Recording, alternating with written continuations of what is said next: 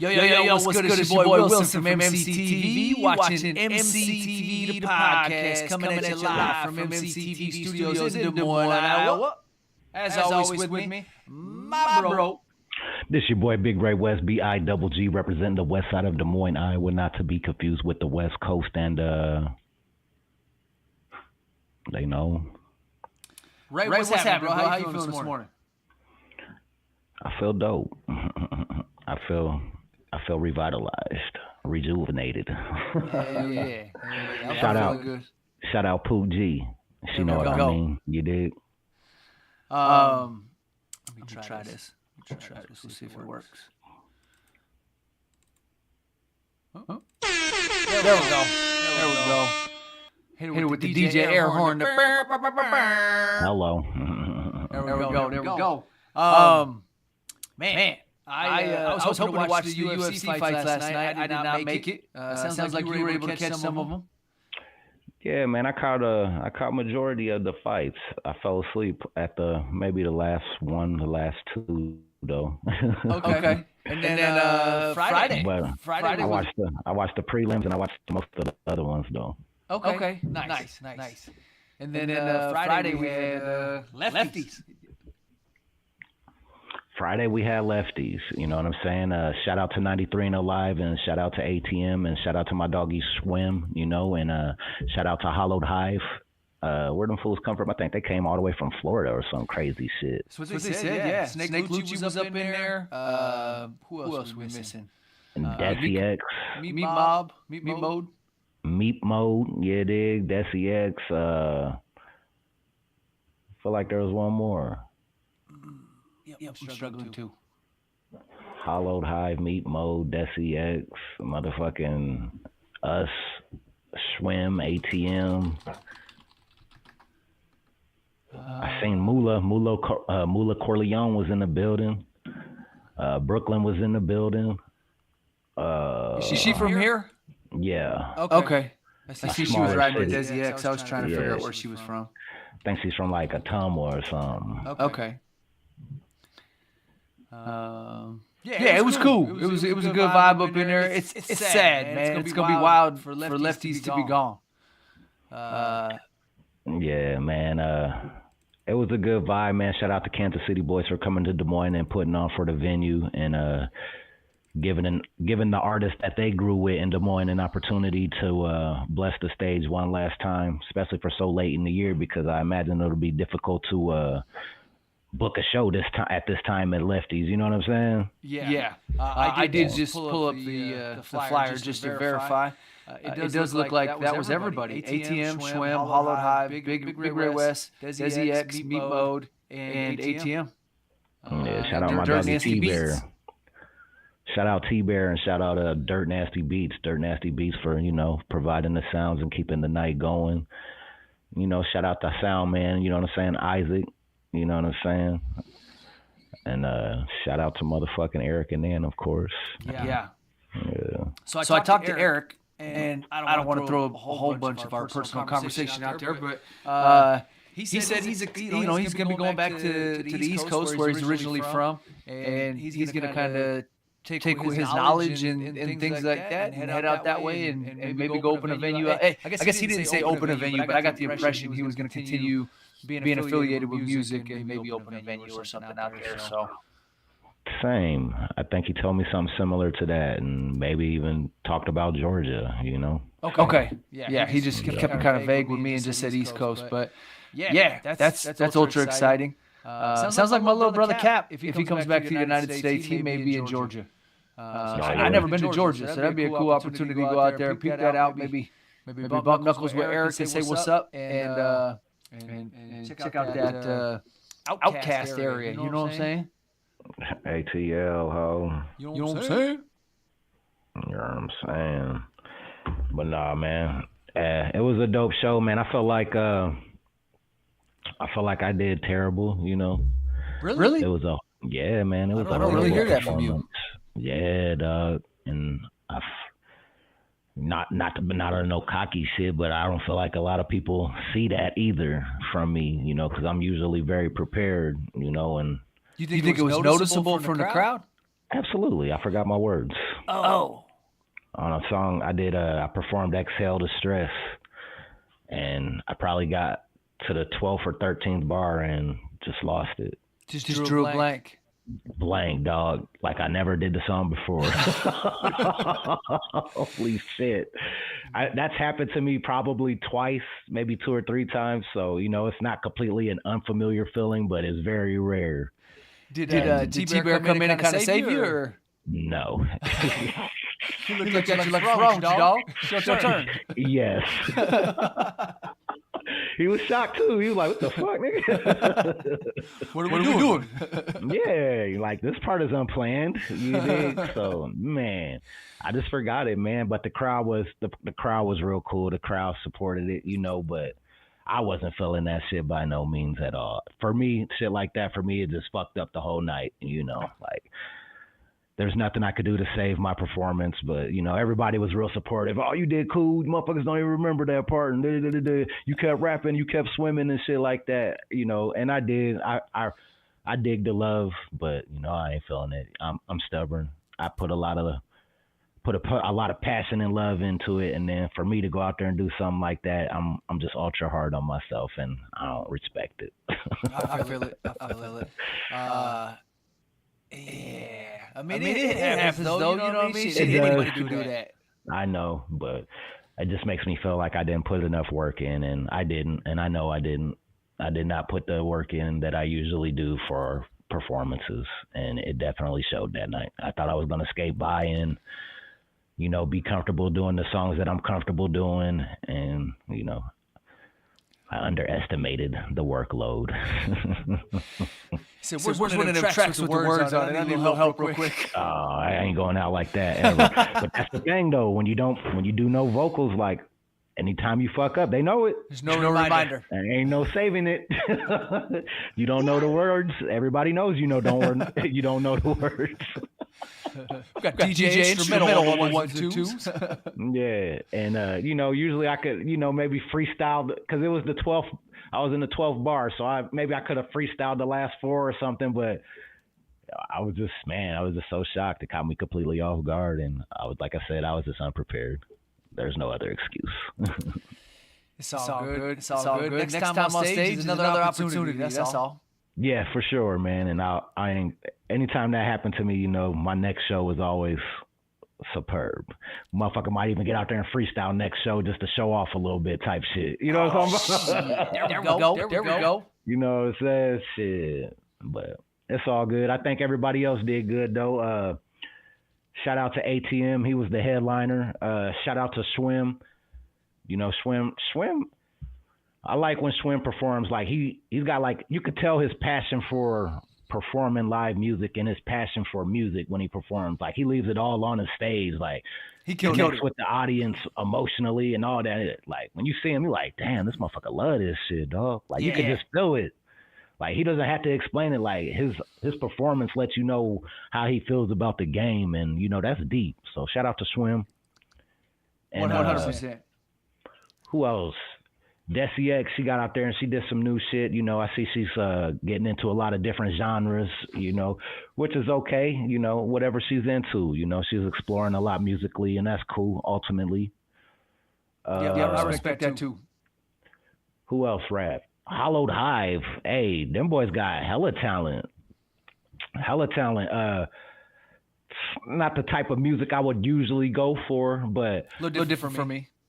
I am wise enough to know talent when I hear it and see it. Amen. Very cohesive, very talented fellas. Especially for somebody that was on an airplane all day trying to get up here from Florida. Dog. That's exhausting in itself. Yeah, you know what I'm saying? And mad respect to them fellas, man. They came up there and had the live band and shit, and singing that skater shit, respectfully, Yeah. It was dope though, It does make me wonder how did that all work? Because I got the feeling he flew up here solely for that show. He said he flew up. He was catching the first flight out the next morning at 7 a.m. Kind of made a joke. He said, I might just wander the streets of Des Moines all night, whatever. You know what I mean? And so logistically, he came up solely for that. Hey man, we don't know the paperwork. Maybe he was paid. Right. That's kind of where my brain was going. Like, how did that all work out? Perhaps he was compensated for his journey. Yeah. Which is cool. You know maybe what I he mean? just loved the game that much. He was like, look, this is the last show ever at Lefties. I'm there. Yeah, I gotta be a part of it. I think I can hear this. The tornado sirens going off outside. Who else rapped? We had Hollowed Hive. Shit. T-Bear did decent. You know what I'm saying? I fucked our shit up, though, so I already said that. Schwem, ATM. I think ATM was rapping over vocals, dog. Oh, I did see that. I did see that. I was asking T-Bear, I was like, when did he start doing that? Instead of get old. Shout out to the homie Tremaine up in here. He hit us with a set of fire emojis with the flex. And then Mark Roy 7676 up in here.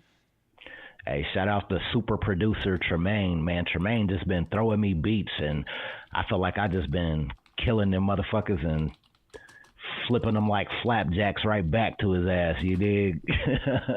I love it. I gotta get you some new beats. I've been slacking in that area. I gotta step my game up. Whenever you're ready, because the oven's hot right now. I love it. Hot. We're ready to cook. We're cooking. You know what I'm saying? Well, speaking of cooking, I wanted to take a brief moment and discuss this project, especially since you just got a chance to spin it, or at least one of the tracks off. It's a beautiful offering from what I've heard so far. We're talking about Eric Sermon's Dynamic Duos Volume 1. I covered it briefly the other day. Eric Sermon obviously is a legend. He's been producer for a lot of years. One half of EPMD with Parrish, and just an all-around dope producer, legend in the game. And he drops this new record on us, and it's called Dynamic Duos. It just came out yesterday, I want to say. And I'm going to pull over this track listing real quick here for the viewers to see. It's 15 tracks with an intro and an outro, so we got about 13 solid tracks. Some of these are listed as unreleased because that was the graphic I grabbed the other day. But the one you just heard was Tha Dogg Pound. Song called The City, yeah. Track 11. Ray, what are your feelings on what you heard so far? I mean, it's a ultra funky beat. That's the immediate stick out. Standing point, the standout point, whatever the fuck you want to call it. Based off this first spin, though, it wasn't nothing crazy. It was just it was an addictive beat. I'll give it that. You know what I'm saying? I had to spin it again. The verses weren't crazy. They was just doing typical Dogg Pound stuff, and I was okay. I was trying to pinpoint. Oh shit! Tremaine said I got a little echo. We'll see what that did. Hopefully that does it. My bad. Thank you, bro. Appreciate you, Tremaine. I hate it when that happens. Reg, you can still hear me, right? Yes, sir. Okay. Hopefully that fixed it. I was messing with some settings earlier, and I must have done that, so that's my bad. Where was I going with that? Got that live stage moment. Now I just forgot what the hell I was gonna say. But some of the main features on the album, though, you got Method Man, Redman. I heard that joint. That's a fire track. Snoop Dogg, Nate Dogg. That's where I was going with it. So some of that. Thank you, bro. Tremaine said it sounds good now.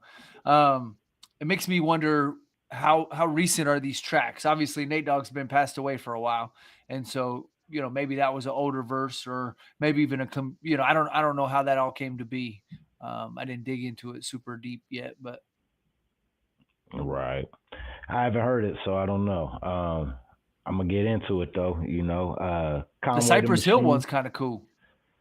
Cypress Hill, motherfucking Public Enemy, nigga. Yeah. Nigga Chuck D up in the motherfucking building, homie. You know what I'm saying? EPMD, Dogg Pound, Helter Skelter. Yeah. Some old shit. 38 Special, Salt and Pepper. Salt and Pepper. So it's star-studded. It's a Hollywood lineup, man, of the who's and of the 90s and shit, man, in the late 80s. So, man, I say you should check it out because I'm going to do so as well. So I wanted to slide in real quick. We're going to have to switch topics, unfortunately. Real quick before we switch topics, Tremaine says, I got about halfway through the album and I was feeling it. I think it's older stuff because Nate Dogg and Sean Price is on there too. Okay, that makes sense because both of them dudes are passed away. So we got breaking news. Maybe he just updated the beats. That makes sense. We got some breaking news that just rolled in. Ray, I know you got a different viewpoint on this, but it says Iowa State declines bowl game invitation amid coaching change. So let me turn this off here. So Matt Campbell, Iowa State's legendary football coach, essentially, that has done phenomenal for them. And if I'm remembering this correctly, Ray, this is more your arena than mine. But if I'm remembering this correctly, he was invited to possibly be the Bears coach a while back and turned that down. But it sounds like his contract must have been up, and he took a position at Penn State. And so they're into some lion. There's some changes in coaching at Iowa State. What are your? I mean, I know you're a Hawkeye, but just as an Iowa native. What are your feelings? What's that? Fuck them. For leaving or just in general? Yes. But what were your feelings before, and have they changed? Fuck them. It's like a Dave Chappelle skit. Yes.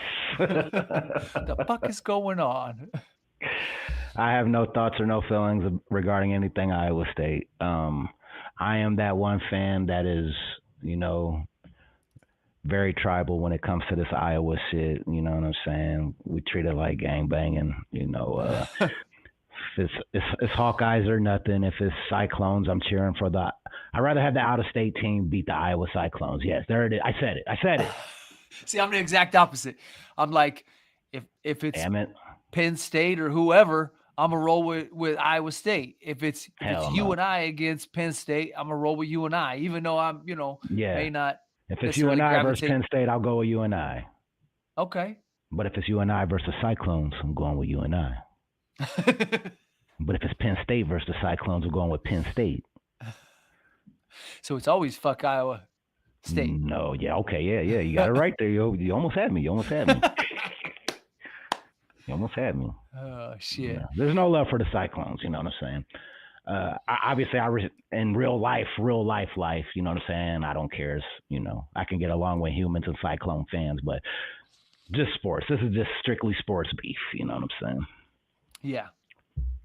It's interesting that he turned down an opportunity to coach, and I don't want to pivot too far away from the hip-hop shit for a while, but it's interesting that he turned down, I'm assuming, what would have been a multi-million-dollar contract to be part of the NFL to stay with Iowa State. And then when it came to this opportunity, he chose to take this one. So clearly he sees something in this that he didn't see in the Bears or just joining the NFL completely.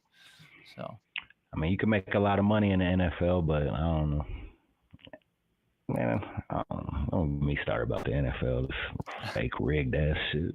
We usually close out with that one anyway, so we'll just let it ride for now. Ray, where you want to take us from here, bro? Man, I feel like we got to talk. Let's go to Long Beach, man. The family is feuding in Long Beach. The family is feuding in Long Beach, guys. That's what the word is. This image comes in by the homie GB Gregory by Getty Images, you dig? Not sure. The story comes in via Hip Hop DX. Okay, the headline is Snoop Dogg threatens to fuck Daz Dillinger up over death row claims. Okay. Snoop Dogg and Daz Dillinger's tense relationship has taken yet another twist, with the Dogg father warning his cousin and longtime collaborator that he will fuck him up business-wise, not physically, quote. The latest spat was sparked by a recent comments made by Daz, who claimed that Snoop blocked him from producing songs on the Dogg Pound's newest album, We All We Got, which was released through the Snoop-owned Death Row Records for his own financial gain. Quote from Daz: Snoop didn't want me to produce anything on the album because he has this deal with all the producers where he get half of what he gave them. quote. He said that in a video posted on his Instagram stories. He said Snoop was like, I don't want Daz producing this. I just want him to be an artist. That's what he wanted me on. That's what he wanted me to be on Death Row. He wanted to do a solo album with me, but he didn't want me to produce on it. He said, yeah, Death Row Records stole from me. And this article really doesn't cover what was really being talked about as far as being stole from, you know? So you and I have spoke off the air, and we've had some discussions regarding the past stealings and things like that. And I had asked you this before, but I'm gonna have to do it again on air. So now this wasn't old school Suge Knight stuff and problems that Snoop inherited. We're saying this is new problems that Correct. Snoop intentionally. It wasn't like, oh, I bought this company and we've been robbing the artists. It was, I signed off on this and this was my intent. Essentially, man, it sounded similar to that. So the way Daz is presenting it, and we all know there's three sides to every story, but the way Daz is presenting it is Snoop acquired the label, and Snoop was supposed to be making some payments out to artists on the label since 2022, something like that, and money hasn't been received, and he's saying Death Row, Snoopy and Death Row went behind his back and tried to trademark the DPG name, the logo, the dog paw logo, which Daz owns both of, I believe. And Daz showed paperwork where Death Row Records was doing so and showed the dates, and the dates, mixed together when they were recording the album, We All We Got. And I guess Daz is saying that they were smiling in his face, but trying to steal behind his back type shit. Tremaine just jumped in the comments. He said, that sounds like some hating ass shit on Snoop's end. Daz is the sound of the Dog Pound. Why would you not want him to produce it? Daz is the Dog Pound sound. Well, and a lot of people don't know. I'll have to pull this up to make sure I get it accurate. But a lot of people don't know the full length of Daz's catalog in terms of production. Yeah. He talks about it, though. Daz don't let you forget. Yeah. Daz don't let you forget. He'll let you know real quick the 6 or 7, main Tupac records and shit. And he's got some classics, definitely. I mean, it's a pretty mega catalog.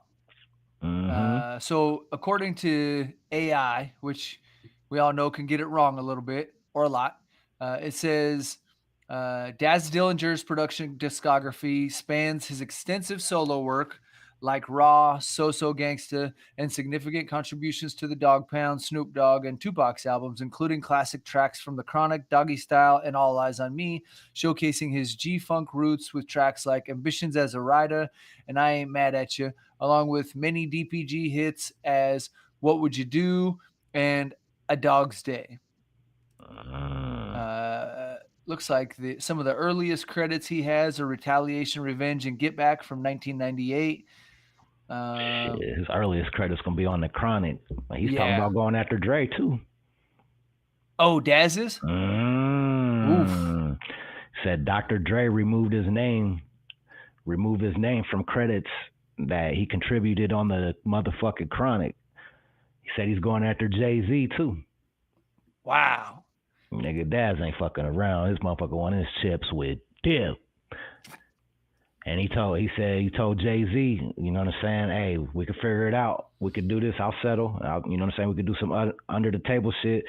But he said, if you don't feel like you owe me, then I'll do it. I'll go the hard way and get it the right way, I guess. Damn. That's wild. He on their ass, dog. CP up in here, he said 6'7". Man, he on their ass, dog. And it sounds like you've been patient if you've been waiting on paydays from The Chronic. I mean, The Chronic came out when I was a little kid. I was like 12, 13 years old. Man, and I guess he's been bringing up the law in music, where the copyrights revert back to him after 35 years. I've heard him mention that several times. So he's talking about he's coming to get all his shit from Snoop. He said Dr. Dre already took his shit, he said. I saw a bunch of people commented on this on IG. DZ was one of them. He said, man, it's bad on both parts. Family business should have stayed behind closed doors. Y'all should have dealt with this off the book, like off the internet. Man, I hear you. I don't know. It's tough. It's tough to see. Motherfucking, then Cocaine did an interview and basically said from his What did Cocaine have to say? His time on motherfucking Doggy Style and working with Snoopy, he said he's never received a royalty check. Doesn't even know what that looks like from Snoop Dogg. That is wild. That's insane, dog. That's wild. And maybe Snoop, I mean, like, from a fan's perspective, and man, we're all outsiders. We don't know shit. This is all speculation, dog. And it's all kind of one-sided at this point. Snoop hasn't really said anything other than, I see you in court, I'm going to crush you, whatever. Snoop Dogg said, leave me alone, cuz. Yeah. Leave me alone, or I'm going to fuck you up. Not physically, but business-wise. I'm going to fuck you up, cuz. Leave me the fuck alone. So I just typed in Cocaine appeared on Cocaine on Doggy Style. It says Cocaine appeared on several Doggy Style Records projects, notably on Snoop Dogg's albums and compilations like Doggy Style All Stars Volume 1, which tracks like Night Lokes with Snoop and Dodo with Superfly and E. White from Welcome to the House compilation, and newer tracks like Doggy Tales from 2018 featuring him showcasing his consistent presence with Snoop's label over the years. Listen, man. Cocaine arguably brought that authentic West Coast sound back to Snoop Dogg after No Limit. You know what I'm saying? Like, that's just crazy, dog. And we like to think that Snoopy is, financially stable enough to just be like, look, man, let's just make this shit right. Let me just get this shit right. Let's get the checkbook out. Yeah. Like, man, what's the hold up? Like, what are we arguing about, dog? Like, ain't this our shit?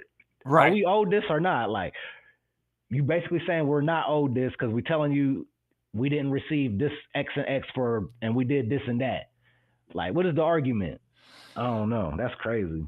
Well, especially if they're, Tremaine said, that's pure greed, SMH, shaking my head. It's interesting because if they're credited on the record and the record went through the ASCAP or whatever, you'd think they'd just automatically be paid out. Man, I don't know, dog. But I mean, after 30 years of record plays, video plays, and things like that, that's got to be a tremendous amount of money. I mean, even if you only get pennies per play, that's a lot of spins in 30 years. Man, and Snoop said, I forgot, Snoop called him broke. Snoop said Daz is broke. I remember either you or somebody else saying that's not a good look to call your artist broke. See, your cousin. This is your family, your first cousin. Right. Called him broke, dog. That's But I mean, and then said, hold up, and then said, I'm gonna fuck you up, not physically, but business wise. Like, essentially saying, I'm about to make it hard for you to survive in this business, or make it hard for you to eat or take food out of your mouth. Like, nigga, that's devilish, dog. Like, yeah, that's some, what the fuck you up business wise, cuz? Like, talking to your first cousin. Yeah. I mean, the only thing I could say is on Snoop's side, if he honestly believes that he's in the right, you know what I mean? And he's getting slandered and dragged through the mud and whatnot, I guess if you just feel like you're defending yourself, maybe that gives you the right to say that. You know what I mean? Not that. Yeah. I mean, it's tough because that's your family, that's your people. You've been rocking with the dude for 30 years plus. You know what I mean? Essentially their entire lives. I'm sure they grew up together, but you know what I mean? Like, for sure, you've been in business together as 213 for 30 plus years, 40 years. You know what I mean? And so, well, shit, Daz ain't even in 213 though. Oh, well, you know what I mean. You know what I mean in terms of the shit that they all did together. You know what I mean? Because I'm sure Daz produced for Snoop and Nate Dogg and all that. You know what I mean? The credits just go on forever. Yeah, this is Dogg Pound business, though. This is DPGC. You know what I'm saying? I know what you're saying, but yeah, I'm just talking. I mean, I'm sure he wants paid for all of his endeavors that he was part of. Yeah. And if they got paperwork and shit on it, I guess it's tough to think of how he wasn't paid all these years. You know what I mean? Like, and he said he sued Suge Knight and got a big dumbass payment from Death Row and them, you know. But I guess before Snoop acquired it. Yeah, but I guess Alan Grunblatt and Suge Knight, you know what I'm saying? They were stealing it. Reggie Wright Jr. They were all three stealing forged documents, forged signatures, and all that. Snoop was saying after he acquired the label, he showed all the paperwork to the artists, well, specific people, and they were supposed to get all that cleaned up. You know what I'm saying? And I guess it's not cleaned up. Nobody's been paid yet, and Snoop's trying to acquire the shit for $1 billion deal or some shit to sell all the assets over for $1 billion. Yeah. That's just according to Daz, though. That's, you know. So this article just came in. We're spending a lot of time on this one, but it's a relevant subject. It's deep. This article came in June 25th, 2025 from Digital Music News. It says Snoop Dogg, Death Row settle copyright litigation over Back on Death Row album tracks. This isn't gonna. I thought it was gonna cover some of the disputes over things, but it doesn't. It doesn't look like this is gonna touch base on that. That might not be the article that we need. But yeah, like you said, man, we talked about this extensively, man. Go ahead and choose something else, man. Okay. Let's give them a little variety. Yep. So this one's kind of exciting. Big X the Plug has been all over the map. You know what I mean? He's a double genre type of dude. He can do the country music. He can step back into hip hop where to my knowledge, where he originated. And you know what I mean? He can navigate both lanes pretty well from what I'm seeing as an outsider. And I'm not super deep in the trenches with Big X the Plug, but it's been exciting to see this man exceed and rise to success to the level that he has over this last year. I'll go ahead and bring that one in. So we are going to Variety Magazine for this one. Image courtesy of Christopher Polk. The article is saying that this is how Big X the Plug took things all the way and became the hip-hop disruptor of the year by Variety Magazine. Big X the Plug isn't afraid to challenge the status quo, but when the Dallas rapper learned he had been named Variety's hip-hop disruptor of the year, his first impulse was to laugh. Quote, "When you say disruptor, that means you're causing a scene," he says. I was like, man, is it a good thing or a bad thing? I think I thought. Just put your shirt on. Then I thought about it. It means I'm making noise. I guess I'm the good version of the class clown. I like that. He says the self-awareness defines Big X's unlikely rise. In just a few years, he's gone from regional favorite to national force, balancing heavy bars and country soul while maintaining complete independence. His crossover hit 2024's All the Way, featuring rising country star Bailey Zimmerman, didn't just blur genre lines. It bulldozed them on its way to a top 5 debut on the Hot 100. I originally made the song for Morgan Wallen 2 or 3 years ago. Big X says he never ended up getting on it, but we always knew it was a great song. Calls went out to country crooners, and when Zimmerman's version arrived, Big X immediately knew they'd found their man. It was just different. We ran with it, and here we are. Behind the scenes, All the Way came together through a creative chain. Producer Charlie Cooks began sketching out guitar loops when he heard Big X wanted to explore country music. We sent those ideas to Ben Johnson, who wrote the hook with Jenna and KK Johnson, Cooks recalls. Then I sent everything to Bandplay, and he took it from there. For Bandplay, the genre fusion came naturally. Being in Nashville, I'm around the country sound all the time, he says. I just took what I heard and put what I do in the hip-hop scene on top of it. Cooks, meanwhile, says the challenge was striking the right balance. I was trying to figure out how we could make this work for X and still be in this world. Interesting. I fuck with Big X, you know what I'm saying? I want to say he's coming out of Texas, but they got Dallas, I believe. Okay, Dallas specifically, you know what I'm saying? They got that sound right now. Dallas got that sound in the industry, and it's very catchy, man. And they mixing it with the country rap tune sound and shit. He got the album Take Care and I Hope You're Happy, and they're both decent. His music is very easy on the ears. You know what I'm saying? I don't dabble a whole bunch into country music, but Jelly Roll, Big X the Plug, and Shabuzi are definitely some of the dudes I can mess with. You know what I mean? Yeah, man. And he got that record 2 a.m. with that Isley Brothers sample. That's it, hard as hell. It's 2 a.m. just getting in, about to check my message. No one has called but my homies and some bill collectors. Well, yeah, I fuck with Big X the Plug, man. He's massive, man. You know what I'm saying? No pun intended. Yeah, Dog is definitely out there. He's doing his thing. He's eating right now. You know what I mean? He's doing it right. Well deserved, man. I check out his third album if there is a third album. Maybe there is 3 albums. He got his first one's the biggest, I think. Oh, yep. Yep, the biggest. Okay, so this is the third album. Okay, so yeah, I'm all in on Big X the Plug. He's dope, man. Shout out Dallas. They got the rap game in the chokehold. Yep. He's definitely doing his thing without a doubt. It's fun to see somebody rise like that too. You know what I mean? Like he's definitely out there putting in the work. He's paying his dues. He's got a lot of momentum behind him right now. And it's cool to see him capitalize on that momentum and keep things steamrolling and moving along. For sure, man. So, like you just said, man, let's move it along, man.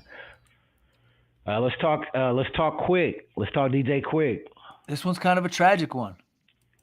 So this next article comes in via TMZ. TMZ, you know they got all the motherfucking news. DJ Quick's son is convicted of second-degree murder and facing 40 years. David Marvin Blake Jr. has been convicted of second-degree murder stemming from a 2022 incident that left a man dead in a Los Angeles suburb. According to the Los Angeles County District Attorney's Office, Blake Jr. was found guilty of 1 count of second-degree murder and 1 count of shooting from a motor vehicle. Prosecutors say he is now facing up to 40 years in prison. The charges stem from May 25, 2022, a fight between a man named Julio Cardoza Jr. and another individual on 13200 block of Carfax Avenue near the San Gabriel River. Authorities said Blake Jr. was posted inside a nearby car and fired multiple gunshots at Cardoza Jr. before fleeing the scene. The 33-year-old Cardoza Jr. later died from his injuries at the hospital, and Blake Jr. was arrested the next day. Blake Jr., whose 31st birthday is today, is scheduled to be sentenced on February 6, 2026. We reached out to him, that would be TMZ, to see if he plans on appealing the conviction. No word back yet. So, Steve, DJ Quick's son is facing 40 years for shooting at an individual out of a vehicle after a physical fight. What are your thoughts? I mean, so we talked about this earlier a little bit, but in my mind, you know, it's tough to look at this. I mean, you would think DJ Quick has got to be pretty well off. He's got to be sitting well from all his years of music and things that he's done.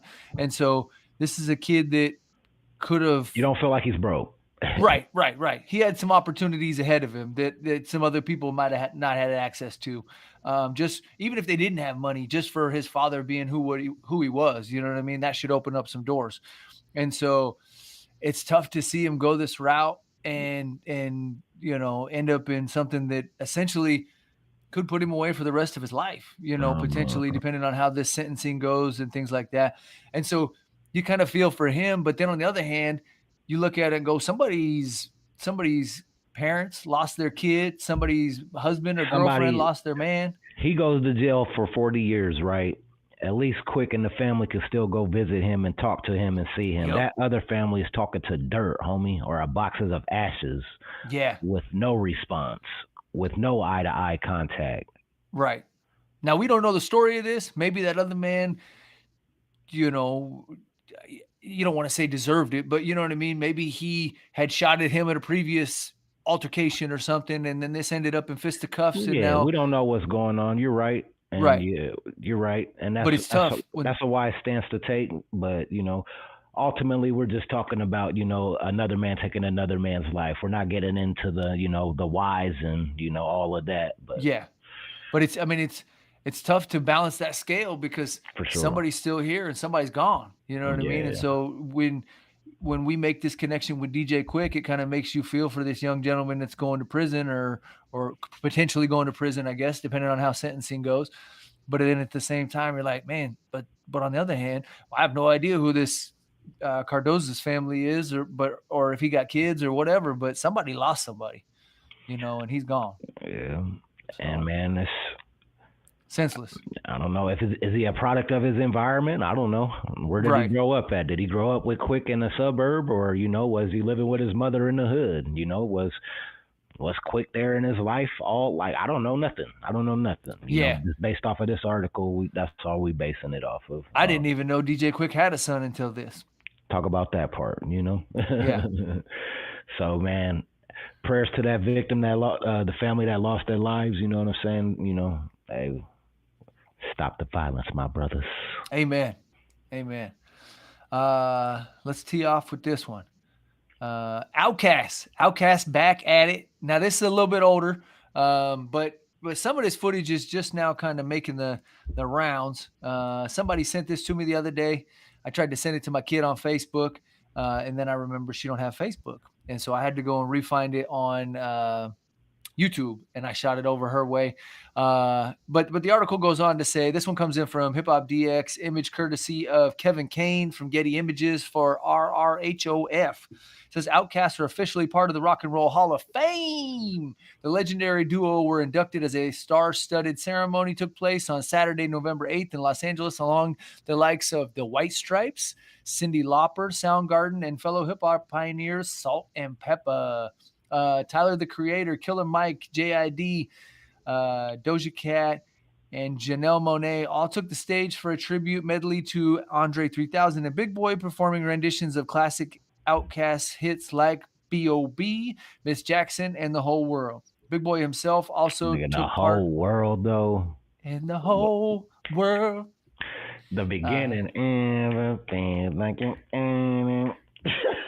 Big Boy himself was also part of the performance, joining JID for AT-Aliens and Sleepy Brown for The Way You Move. Childish Gambino had the honor of formally inducting Outkast into the Hall of Fame and praised the group for making it possible to imagine experimenting on the biggest stage and to aim for the impossible. During Outkast's own acceptance speech, Andre 3000 held back tears as he reflected on the group's humble beginnings in The Dungeon, the iconic basement studio belonging to the family of the late Rico Wade. This one's exciting for me. I grew up listening to Outkast. I had Southern Playalistic Cadillac funky music on cassette when you had to flip it over. You know what I mean? Back on the cassette. But yeah, for me, this is an exciting one. Well deserved. They cross genres, boundaries. Mega stars. Amazing to get them to get to see them get their flowers. You know what I mean? Yeah, man. Outkast is absolutely legendary. Well deserved. The homie sent me the performance of Tyler, the Creator, doing Bombs Over Baghdad. And that was what sparked this thought in my head. So I wanted to revisit it because my kid is a fan of Tyler, the Creator, but I'm sure she doesn't know the catalog of Outkast near as well, because obviously that's something her dad grew up listening to, right? So that's 2 generations before her, whatever. You know what I mean? It's 2 decades before her anyways. And so to me, that's cool for her to make that connection to Outkast now, because somebody she's a fan of is now doing essentially like a cover or a tribute to them at their induction of the Hall of Fame. So that's super exciting. Sandman J's 23 says, yo, I grew up in the A. That's dope. I have never been to Atlanta. I was chatting with a dude at the bar the other night from Atlanta. Atlanta is appealing to me. I've never been to Atlanta, but it's on the bucket list. I got to make it out there. Shout out to Sandman, you know what I'm saying? Such a dirty bird. Such a dirty bird. Tremaine says Outkast deserves it. Yeah, Outkast is the shit, man. Outkast is the shit. And there's nobody that sounds like them. Nah. I remember back in the 90s, like, Outkast had some of the best beats in the game. Like, their beats were so unique, and they had that rapid flow from the South, too. It was like, man, that shit is hard, making that Cadillac music. And, we Cadillac babies over here, too. So, bob your head, rag top. Bob your head, rag top. Bob your head, rag top. You know what I'm talking about? That shit is so hard. So, and then the whole world, man, yeah. I love Bombs everything. Over Baghdad. Yeah. Yeah, man, I mess with it. Outkast, something different. Who rhymes harder, though? Ooh. Dre or Big Boy? I mean, most people would say 3,000. Yeah. But, I don't know. That's a tough one. Damn. Ray, why you always put me in these positions? It's Dre, man. Yeah. Big Boy got some hard-ass bars, though. Sandman does. says, heading down Decatur, riding on 85. Yeah. Yeah. And, I mean, as a fan of Bubba Sparks, it was cool to see him link up with Big Boy and do that Charm album with that flavor influenced by them and him put on for Georgia and whatnot. You know what I mean? Because he reps Georgia, too, being from right outside of Atlanta. So, yeah, I mean, think about all the career, Big Gip and everybody from the Goody Mob. Yeah. He said, stop, 3,000 for sure. I said it was 3,000, man. I said it was 3,000, man. There's so many talented people. I remember when Outkast was on Ashton Kutcher's Punk'd. You know what I mean? I think Punk's changed hands 3 or 4 different times, but they punked him at the Grammys. They had rented like a Bentley or something, and it was supposed to have gotten scratched or something, and they elected to not get the insurance. Well, I can't remember. I think one of them was in on it, or maybe the Bentley got stolen or something. This was early 2000s, you know what I mean? And so it was like, bro, we can't afford this. We just showed up to the Grammys in this or the VMAs or whatever it was, and they were like, what the? Somebody stole the Bentley. It's gone. Yeah, man, that's crazy. Yeah, man. Shout out to Outkast. So while we're talking ATL, man, let's get a little bit of football in, man. Atlanta's taking on the Seahawks today at noon. One of the first games at Mercedes-Benz Stadium. Atlanta's currently at 4-8, and they're taking on the Seattle Seahawks that are sitting at 9-3.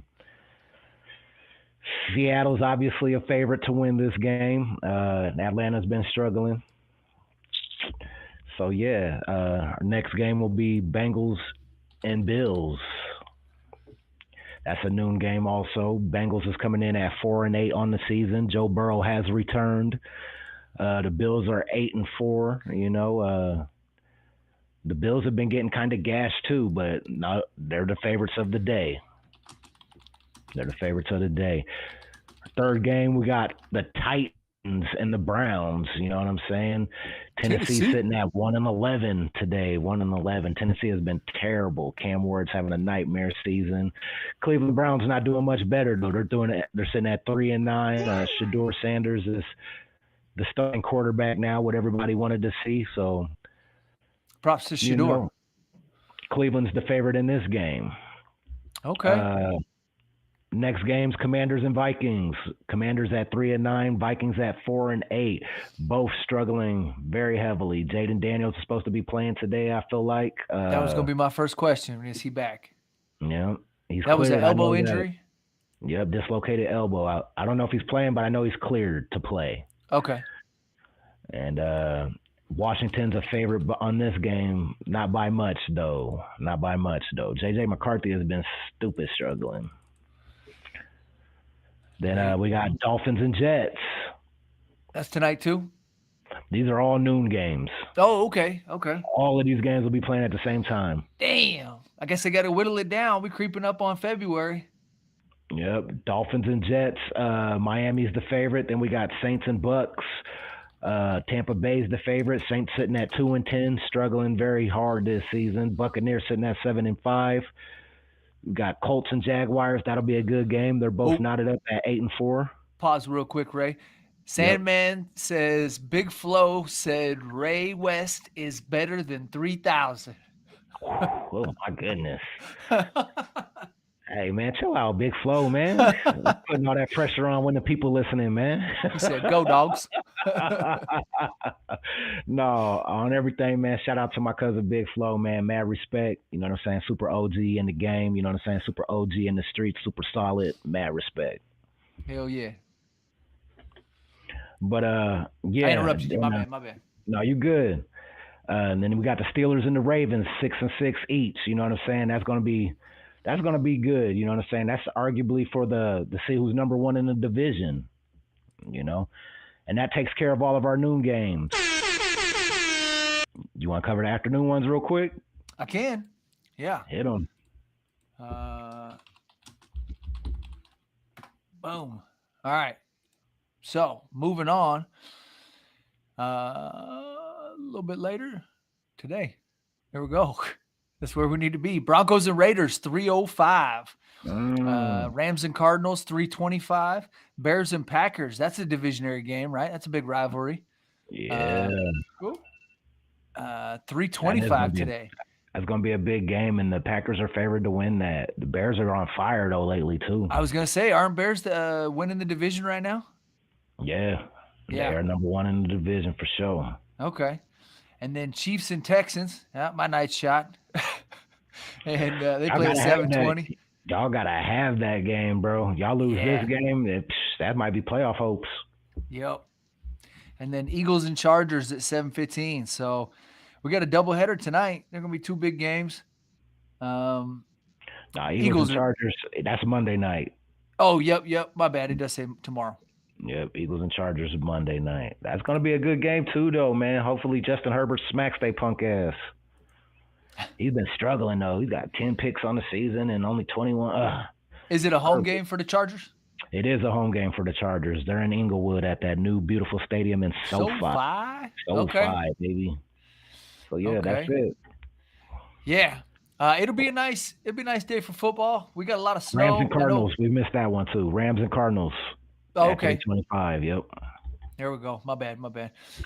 It'd be a nice day for football. Everybody stay warm. You know what I mean? I know I got to dig out. Ray, you was talking about you got to go dig out too? We got a little snow. Yep, man.